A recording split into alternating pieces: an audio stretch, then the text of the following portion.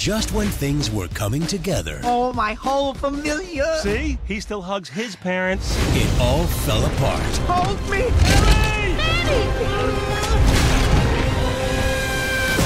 No matter how long it takes, I will find you! Well, Scrat needs to check himself into a 12-step program. That dude's got an addiction problem. He has some rehab along with the Trix Rabbit and the Cocoa Puffs bird. The Cocoa Puffs with Sonny the Cocoa Bird. Yeah, and even Barney Rubble. Barney does fuck with Fred a lot. Over Cocoa Pebbles, his best friend, the shit he does to him. And Scooby and Shaggy, let's not forget. Fucking snacks. I don't know what's in those, but I want some. A whole cartoon addiction. Yeah. I love how this character is like the cartoon equivalent of a crackhead. Right. Yeah, pretty much. Yeah. Oh, he is. No, he is a straight up crackhead. You see his eyes, and he's always the foaming mouth and twitching and itching and going up. The really fucked up teeth. Those teeth going up to other squirrels, talking about, "Hey, give me a nut. I'll suck your dick." You know? Like, get the fuck away from me, man. Squirrel be like, "What you say to me?" Before they shoot him. No, but he's just trying to get a nut. Squirrel just trying to get a nut out there, like everybody else, including 20th Century Fox. Yeah, well, they want a lot of nuts. Yeah, this is the fourth one, and I've seen all the Ice Age movies except for number 2, which Leon, you say is probably the worst. Well, you know what? Up until 5 minutes ago, I didn't even know they made an Ice Age 3. That completely skipped my memory. Yeah, I didn't see that one at all. I forgot it was going on. I kept calling this Ice Age 3. And me too. No, there was one with the dinosaurs that mysteriously appeared after the Ice Age. I've only seen the first one. You're right. You said 20th Century Fox kind of slides these out. I mean, they pretty much shit them out because, I mean, it's like, I never know when they're coming. I never really see trailers for them. And I'm just like, who is the audience for this movie anymore? I thought those kids that liked that first one grew up and like after seeing the second one probably just didn't give a shit. Wait a minute, co-host. That is funny, Leon. You sat up here. You actually watched the movie thinking that you were watching Ice Age 3. I did. You didn't know you were watching Ice Age 4? You didn't see that big number on the poster? Well, you know, I guess their marketing is working because they reached that point. Did it have I remember having a 4 on it. They don't want to number them. Yeah, I think this one's called Continental Drift. Right. So maybe they could have been part 6. I still wouldn't have given a shit. Would it really make any difference at this point? Yeah, I suppose not. But the first Ice Age, you know what? I really liked that one. I thought it was a surprise because at the time Pixar ruled the roost. They had the lockdown on CG animation. Mm-hmm. It was like anybody else coming in, it was like, you only gonna be halfway there. And sure, animation on the first Ice Age, it's all right, I guess. But the story, I was like, you know what? I like these characters. I like this story. It was a fun watch. Bought the DVD, watched it a few times. Hey, that was all right. Second one, fuck that movie. It was all about, we ain't got no ideas. We just want to make some money. It was like Shrek 3. Like all they cared about was making money and bring those characters back. They had no story. Manny, he'll find a wife. Sid will be annoying. And Diego the Tiger. Guys, I got nothing. We'll make him afraid of water, I guess. I don't know.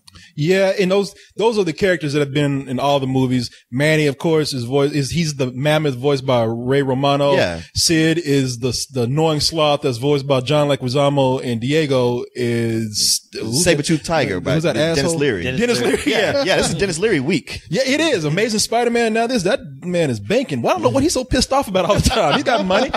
Kids love these movies, man.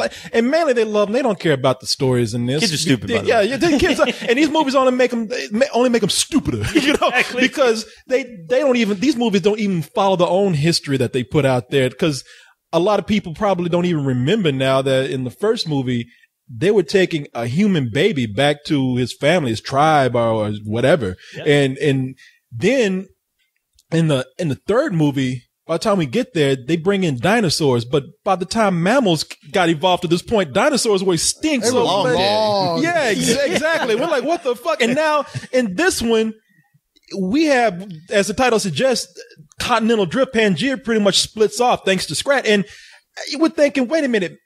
Man came after this point, and it's like, well, I don't fucking get too much sense. Early Man, they say like some of the reasons why there were Man in all the continents is because there were land bridges at one point between some of them still when Man was around, but they certainly weren't all just one big mass. Yeah. But it's not early Pangaea. No. Well, I keep wanting to meet the kid that actually watches these movies and takes them for like an honest to God history lesson, because I would be that stupid. Like, I learned everything from movies. I tell you what, with the movies we got today, we are fucking these kids' minds up. Dude, if you go to the Creation Museum, it's pretty much just right, same. Yeah. This movie is the creationist museum. But between Ice Age telling you the history of the planet and Abraham Lincoln Vampire Hunter giving you American history, these kids are fucked, man. Don't forget National Treasure. You know what? Actually, when you put it that way, Ice Age is probably more historically accurate than you got a point there. including Abraham Lincoln. It's a lot more believable than Nicolas Cage's hairpiece. But in this movie, man, one of the strongest things I thought about the series to varying degrees are the visual gags more than the stories. We were talking earlier, co-host, and you said a lot of this stuff.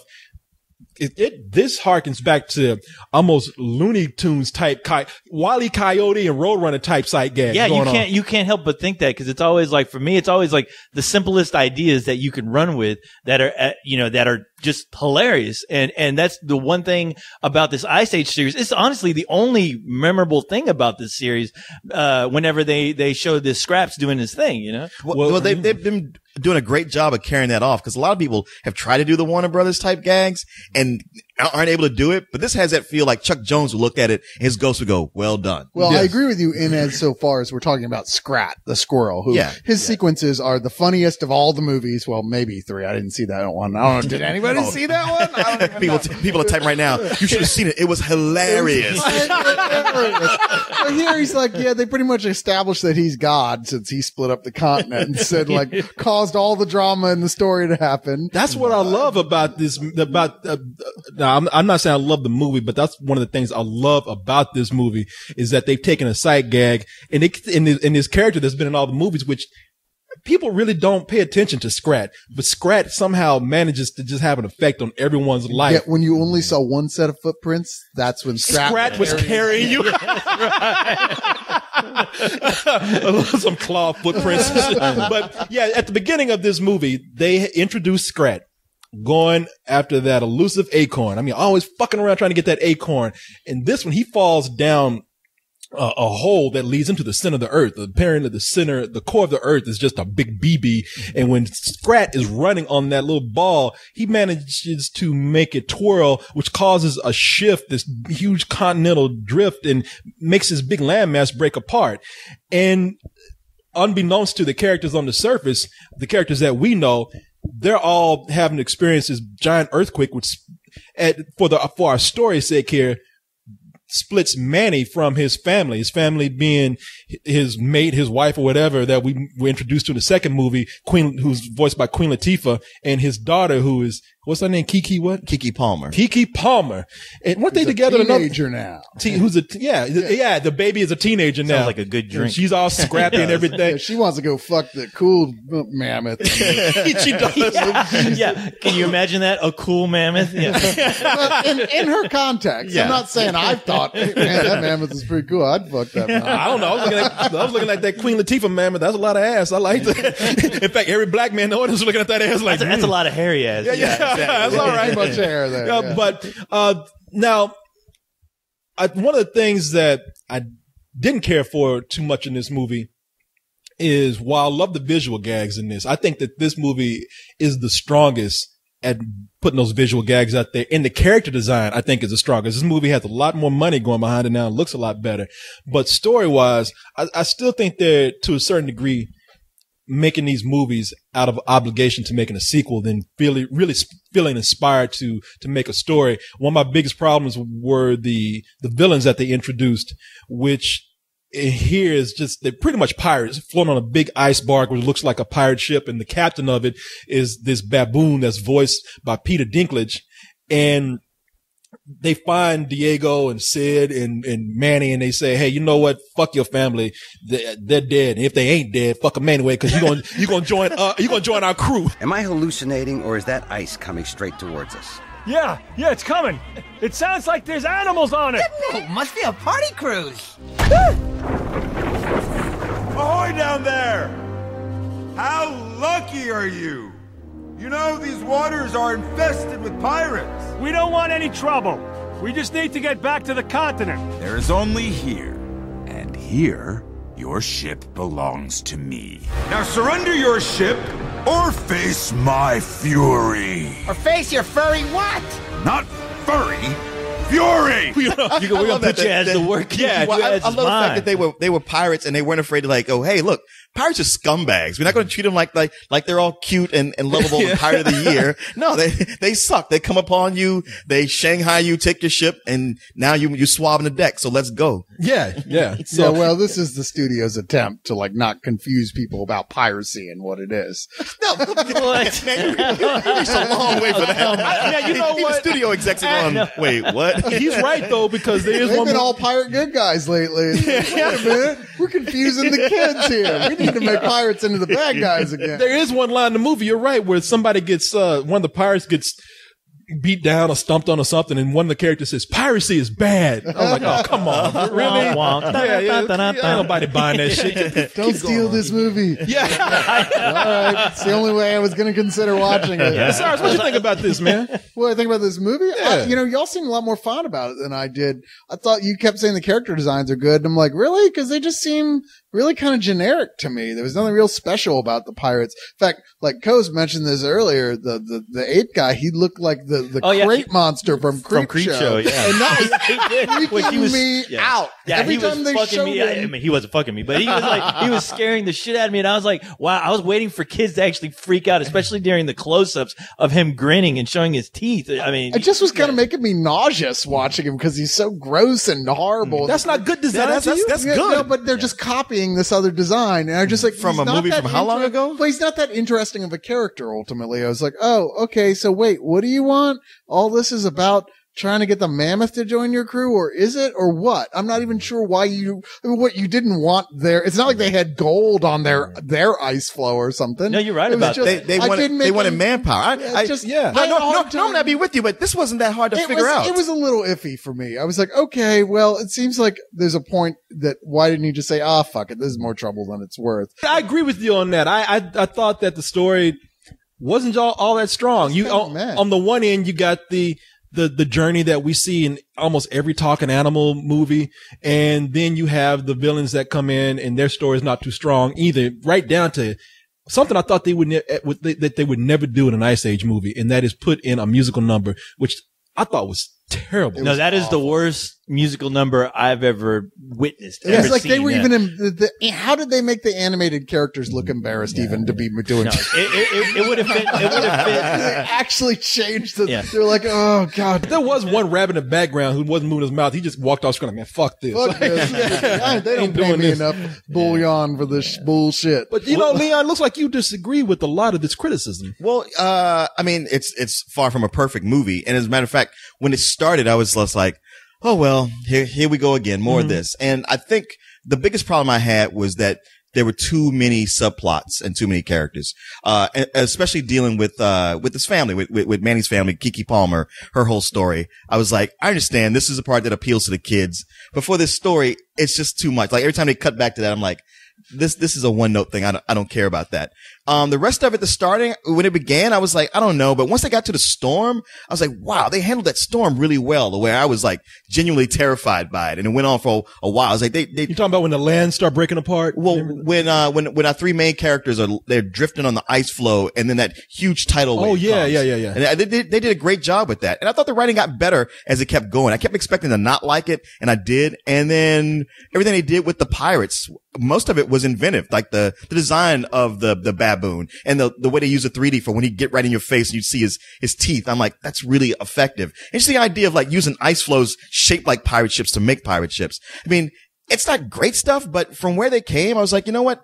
This feels like they did actually have some inspiration and sat down and wrote something as opposed to like, let's just get this out. And even I was like the way this movie was, it was even not afraid to go wild, where there's a point where it becomes like the Odyssey and they meet sirens. I was like, what does this have to do with anything? That's how crazy this movie is. I was wondering what the fuck they were. It Like, was crazy. were they like crazy fish or Weird something? I don't get it. chameleon demon fish? Yeah. But it's one of those things where it's like, wow, where's this come from? And yet they do weave it back into the story where it worked. I was like, you know what? If a movie has to just lay there or do something crazy that doesn't make sense, I go with the crazy that don't make sense. Yeah, those creatures look like crackhead muddy mud skippers or something. Yeah, they did. And I was like, are these? Do these things even exist? Do I need to check my history? Well, then when you quick start again? mixing mythologies, you bring these sirens in. when they were at sea, and I was like, I don't get it. And they're just bringing crazy elements in because they're just thinking off the cuff. And then, that's what if it works, it's okay. That's what this movie needed, because with a movie like this, I go in and I'm just like, this for me. I don't give a shit. I'm not invested in these characters. I'm just scratching my head wondering how is it I'm in a theater watching another fucking Ice Age movie. But the thing is, as it went on, I was like, all right, the sight gags and some of the jokes were actually working, or, especially, Scraps. Is that his name? Scrats. Okay. Or whatever the fuck that dude's name is. Yeah. It really takes me back when you used to say Medea's name, Madinka. Who is Madinka? But yeah, it's one of those things where the side gags were funny. Scratch was actually hilarious. And I was curious, like with the other movies, if they incorporated his character as much as I noticed that they did in this movie, to where he was popping out I thought he had just about as much screen time as the actual main characters, the main characters I noticed weren't really on the screen that much, because they introduced those pirates, which with a movie like this, I'm like, that's good, because I guess for the kids so their attention span, cause I noticed a lot of the storylines weren't working, cause I know they kind of weren't working for me, but they were moving so quick that I forgot about those flaws in the storyline. There were points here and there I thought was entertaining, but that sort of absurdity that you say that they're going for just felt desperate and not creative absurdity. Like, shit, we don't even know how to move the story along. Let's make up this thing. I mean, who cares at this point, right? Believe me, I'm not saying it was good. I'm just like, they just gave me something to just go, okay. I mean, only the Scrat stuff really made me laugh, and we're talking about bookends to this film. I mean, the rest of it was just, like I said, the main characters, even in the original film, were just okay interesting, with a film that was paced pretty well, and that did a lot. But by this time, I'm just like, look, I really am done with these main characters. Please stop telling their story. Seriously. But these characters are dead to me. They're not introducing anybody new. I mean, this time around, what you get, like, the sloth has a grandmother voice by Wanda Sykes that is only there largely to bring in a Deus Ex Machina character at the very end. But you know what? I wanted to hit that point to where, along with Scratch, though, that they did introduce a character that I really liked. And that was the grandmother sloth, Wanda Sykes, because I thought everything that was coming out of her mouth, I was laughing at. It was cute, but it was hilarious. I expected her to be really annoying, and I was like, everything I seen from the preview was like, all right, here we go. We get to write the filthy old lady jokes. But I was with you. I was like, wow, these are actually funny. I love the way they didn't hold back showing that Sid's family were a bunch of assholes. Yeah, they a bunch of white trash assholes. Yeah, they come in and they stack like they want to come see Sid, and they just come in to dump the grandmother off on him because they're getting tired of her too. Boy, there's so much to tell you. A lot has happened since the last time I saw you. Not interested. Yahoo! We got rid of the crazy rat. Let's go. Come move. See ya. They abandoned that. They abandoned that bitch with him. I was like, wow, man, really? Yeah, and it's the crazy woman who's talking to an imaginary character. We don't know if he's actually there or not. Precious. Precious. And that was kind of the thing that worked, because it brought in an element of just how odd and a misfit of a cast these friends are. Yeah. I thought it kind of brought it home with just what those characters were originally about. And that's what I dug about it. I definitely see all the criticism here. And I just don't know if I let it get to me enough to ruin the whole movie for me or bring the movie down for me, because I thought where they did have an obligation to fill, where 20th Century Fox said, all right, it's time for another Ice Age movie. Let's go. Come on. I think that the animators and the visual effects artists at least tried to bring something in that I thought was creative, where it might have been lacking in the story. All that stuff with the land breaking apart and the masses splitting up, especially when Manny's being split up by his family. I thought that stuff was incredible. Visually, I thought that was amazing, along with that storm that you're saying. And there were just certain things in there, like that we were talking about, that I thought were funny. That whole thing with the sirens, I didn't get it, why they put it in there, but it was a joke that worked. And I love the design of all the animals in the crew. And there were some extra characters on the side. I mean, there's so many voices in these movies too. I like that I don't even know who they are now. Like Aziz Ansari. Aziz Ansari is in here. He was the rabbit. Was he the bunny rabbit? Was he the rabbit? Yeah, okay. He's the rabbit. Yeah. I didn't even know that. And Sean William Scott is in here, and I got a bunch. And I'm not going to say where he is, but Patrick Stewart's in here somewhere, and it just have all these voices. Nicki Minaj. Yeah. It's like, what? Yeah, and I just, J-Lo's in this movie. Yeah. She's Yeah. actually one of the main characters. I actually knew who she was, but I just like that they put some of these people in here to do these voices where they just didn't make them stand out. You know, it's where it was visually inspired and some of the sight gags themselves outside of the story worked. That made the movie for me, but I definitely see where it falls outside of those areas and everywhere else. Because Ice Age, the first one, didn't have the money that this has. I would even say that this is probably better than that first Ice Age movie because the pace moves so fast, because they put in so many gags in there. I think kids are going to love this. And where I'm paying attention to the stories, kids are like, I just want to laugh, man. I don't care. Fuck you, old man. Yeah, fuck you, exactly. Shut up, old man. I'm trying to watch Ice Age 4. Fuck you. Yeah, I'm gonna give this a low matinee. It was the pacing and the design of the characters and the fact that there was some inspiration going into it. It's the only Ice Age I've enjoyed since the first one. And that musical number at the end, no doubt, that's horrible. But I've seen so many of these, you know, I hate it when they did it in Despicable Me. It's like, I wish you guys would stop doing it, but since there's not enough people rallying against it, then fine, fuck, go for it. I'd say if you're going to watch this movie, when the credits roll, just get up and leave. Don't stick around for that. That's one of the things I hate about, that is probably my biggest pet peeve with animated films today is when they bring in characters to dance at the end. Yeah. I hate that. Or having the cast sing at the very end. I was like, what is this, Farm Aid 4? Exactly, right? We gotta raise money help these poor animals who are losing their homes. We gotta raise money for the drift. we gotta raise money for the next fucking Ice Age movie. Yeah. What'd you give it? Well, I give it a matinee because it's one of these things where, like, yeah, if you want to pick it apart or the characters aren't working for you, you want to find stuff, there's plenty to criticize about it. But for me, just sitting there, taking it as it was and finding what was fun about it, I actually had a really good time. See, the thing for me is like all that stuff you're talking about, like picking it apart, most of that came later thinking about it. As I'm watching it, my main criticism was just, hey man, this isn't funny. Just watching it going, I'm not entertained. There's some visual stuff that they may have spent some money on, but not enough where anything I've never seen anything like that before. That was really impressive. Now, like Madagascar 3 did stuff where I was like, that was surprising visually. That was truly neat and original. There was never a moment in this whole film where I felt like that. So I was like, there's enough here. Yeah, certainly enough here to entertain kids because it moves real fast and it's absurd, but I just don't think there's much to entertain adults, or at least not me. So this is just a rental. All right. Yeah. You know, it's one of those movies that you watch where when you're there, cause hey, we watch this on a Saturday morning. Who doesn't love Saturday morning cartoonies? You know, it's just when you're watching Saturday morning cartoons, somebody who's hungover like me.